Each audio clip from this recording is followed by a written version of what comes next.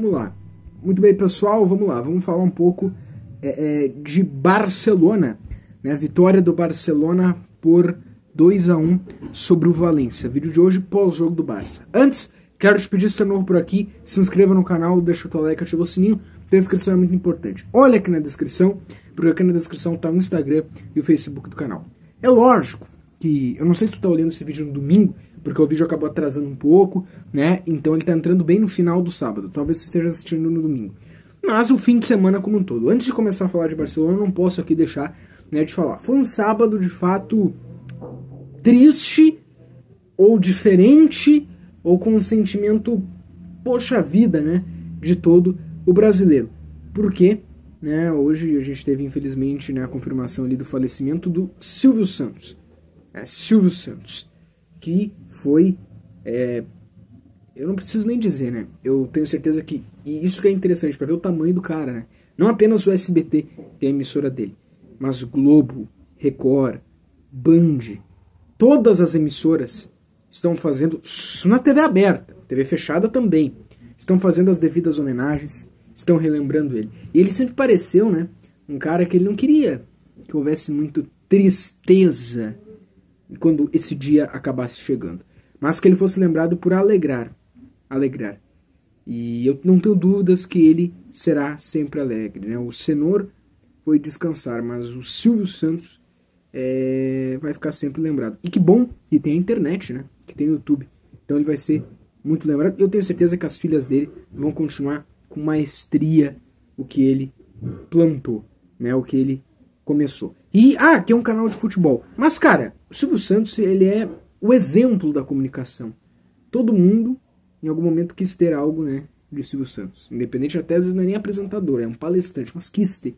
E o que mais me chamou a atenção sempre no Silvio Santos foi o jeito que o cara era estratégico, inteligente. Desde quando, né, a gente escuta as histórias de que ele era camelô e pegava ali o título do eleitor e foi descobrir, né, qual é que era o cara, o fornecedor, o título do camelô, título de eleitor, e foi descobrir, eu falei camelô porque ele foi camelô, mas tanto para vender acho que era carteirinhas de título de eleitor, alguma coisa assim, se não me engano, quanto para vender caneta, cara, o cara era gênio, o cara era diferente, ele saía da caixinha, do costume, do padrão, e isso também na televisão. Isso é um exemplo. E a gente que está numa parte de comunicação de futebol, até mesmo quem vai estudar jornalismo esportivo ou no jornalismo esportivo, além de que no futebol, quem é da década de 90 vai lembrar, Copa de 98 o SBT transmitiu, lá na década de 90, lá 95, por aí, o SBT tinha futebol, né? Era com o Silvio Luiz. E outras competições também, a SBT transmitiu a Fórmula Indy, né? Outras coisas. Passou muito tempo sem transmissão de futebol, mas voltou agora. Agora voltou. Voltou aí, já transmitiu Libertadores, já transmitiu Copa América, já transmitiu... A Sul-Americana está transmitindo, transmitiu até algum jogo lá do Carioca, lá, eu lembro do Flamengo. Então, já transmitiu para o Rio de Janeiro o Campeonato Carioca. Então, tem aí a contratação do Kleber Machado. Tem hoje. Então, hoje é um canal que também tem seu espaço para os esportes. Mas ele também na comunicação, né? Até mesmo a comunicação esportiva. Por que que na comunicação esportiva ele influenciou? Porque ele mudou completamente a maneira de se comunicar. Ele fez a TV, que era algo simples, virar algo gigantesco. E abranger tudo que abrange. Então, fica aqui, claro, nossa homenagem, essa lembrança do gênio, maior apresentador da história da televisão. Que bom que a gente tem a internet, então eu pude, através dali, pesquisar muito sobre a história dele. Porque eu sou um guri novo, né? Eu peguei mais ele, a época dele, já no jogo dos pontinhos, o jogo das 3 pistas, mas ainda bem que tem internet, daí a gente pode ver o show de calouros, a gente pode ver o Em Nome do Amor, todos aqueles quadros lá que ele teve, tá bom? Não poderia começar, até me alonguei, mas não poderia começar sem fazer essa lembrança. Agora sim, vamos falar de Barcelona, tá? O time do Barcelona hoje foi escalado, tá? O time do Barcelona hoje foi escalado com Ter Stegen, Condé, Cubarsí, Inigo Martínez, Baldé, Bernal, Casadó, Lamine Yamal, Ferran Torres, Rafinha e Lewandowski. Eu não vou falar aqui sobre os jogos da pré-temporada, eu já fiz um vídeo nessa semana aqui no canal, tá? Eu vou até deixar aí no final aí pra te clicar e ver. Eu já fiz falando do que nós já temos da pré-temporada, o que nós podemos chegar na conclusão nesses jogos da pré-temporada, tanto o Troféu Rangamper quanto os amistosos nos Estados Unidos. Mas é interessante lembrar, o time do Barcelona não tinha para esse jogo Araújo, né? O Barcelona também não tinha ainda para esse jogo o Gavi, que está se recuperando de lesão, o De Jong também, o Gundogan também, até porque o Gundogan, ele parece que ele machucou a cabeça, né, lá no Troféu Rangamper, e foi até por uma questão de poupar ele, era melhor, né, deixa assim, vamos poupar ele, para não, de repente, correr um risco ali com o jogador.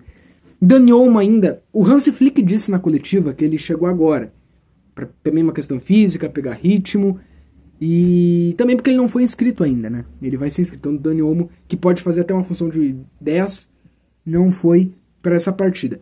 Dos meias titulares, aqueles mais conhecidos do Barcelona, a gente tinha o Pedri, que eu também creio que seja por uma questão física do jogador, né? Para ele não, para evitar lesões, para não desgastar muito ele agora. Ele entrou só no segundo tempo. Tem que ter essa calma. Eu sou daqueles que eu às vezes tenho pressa e, poxa vida, mas tem que ter calma. Não adianta, tem que ter calma, que se a gente querer colocar a carroça na frente dos bois, não vai dar certo. Eu já falei aqui, uma temporada que ela vem depois de Olimpíadas, ela vem depois de Eurocopa. O Fermín Lopes, por exemplo, tá tendo que ter esse período, porque a gente não quer chegar em novembro com todo mundo lesionado, né? Só que aí que tá o interessante. O Marc Bernal e o Marc Casadó foram dois guris de La Masia, e os dois jogaram como meias. E os dois jogaram muito bem, muito bem. Tá certo que principalmente na parte do meio campo vai acabar sendo um pouco mais lento ali a questão zaga e ataque, essa transição de bola vai ser mais lento, tem que ter mais calma, mais troca de passes, precisou dos dois zagueiros, né, indo mais junto para auxiliar, mas cara, a velocidade, o pensamento, o Casador jogou 90 minutos, o Bernal também foi muito bem, marquem esses nomes.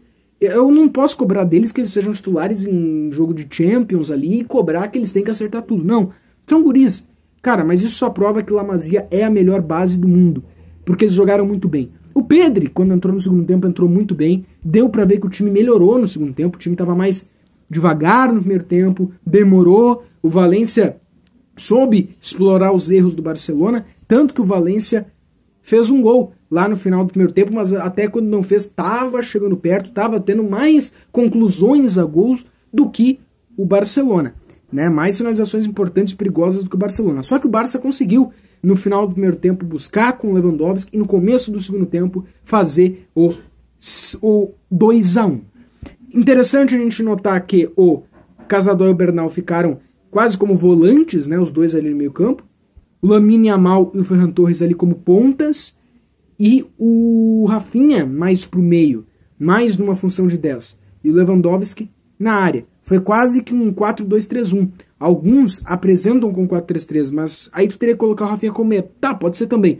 Mas até acho que para alguns momentos o Casador e o Bernal irem também para a área, a zaga avançava também. Rafinha não é a função necessária dele, o Rafinha é lado. O Rafinha talvez era para jogar onde o Ferran Torres jogou. Mas eu entendo que se, por exemplo, tu tem Gundogan, o Gundogan jogaria hoje talvez faria a função do Rafinha. Ou se tu tem Dani Olmo, o Dani Olmo jogaria hoje faria a função do Rafinha. Porque o Ferran Torres não começou bem. Não sei também se ele não é mais um cara de 9. Entra no segundo tempo, põe ele para ser um 9. Entra no segundo tempo no lugar do Lewandowski, entendeu? Não foi uma grande partida ali do Ferran Torres. Não foi bem. Também não sou muito fã do Inigo Martínez, tá? Mas eu creio que por essas questões ele acabou tendo que jogar. Mas ele não é o jogador titular do Barcelona, tá? A gente teve aí, importante mencionar, o Eric Garcia entrou. Vamos ver a que ponto vai ser, né? O Eric Garcia. A que ponto vai ser o Eric Garcia utilizado, se ele ficar.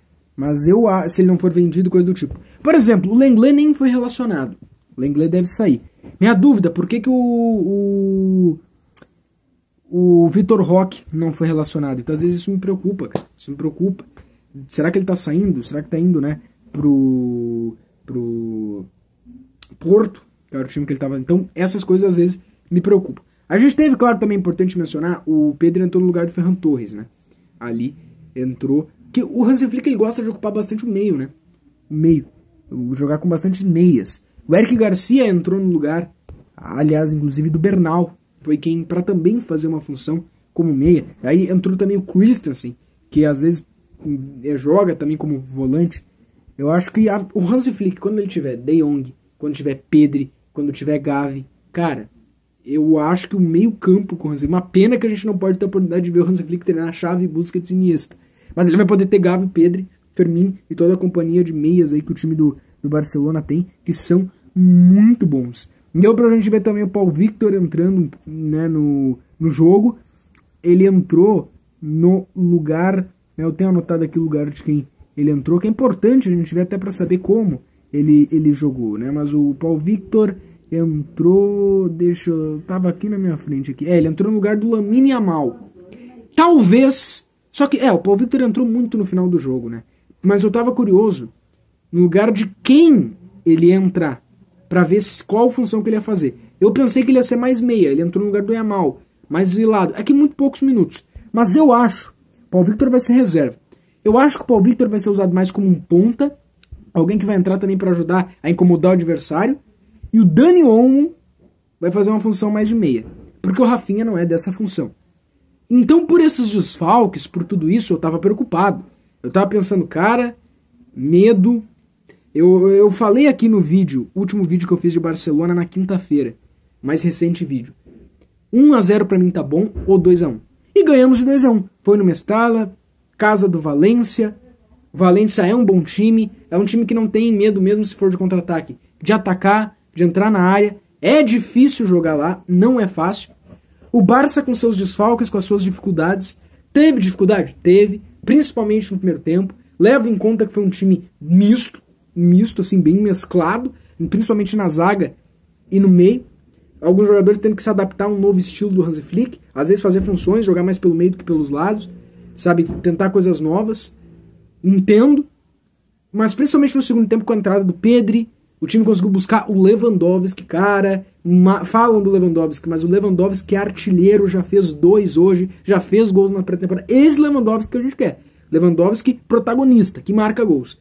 Que não é o mesmo, claro, que o Hansi Flick já treinou, aquele do Bayern, mas é esse meia, esse atacante. A gente quer um fazedor de gols, e o Barça precisa disso. Ele fez 2. É isso, o cara que chama na responsabilidade. E tá bom, importantíssima vitória. Acredito que Gundogan e Dani Olmo já estarão no próximo jogo.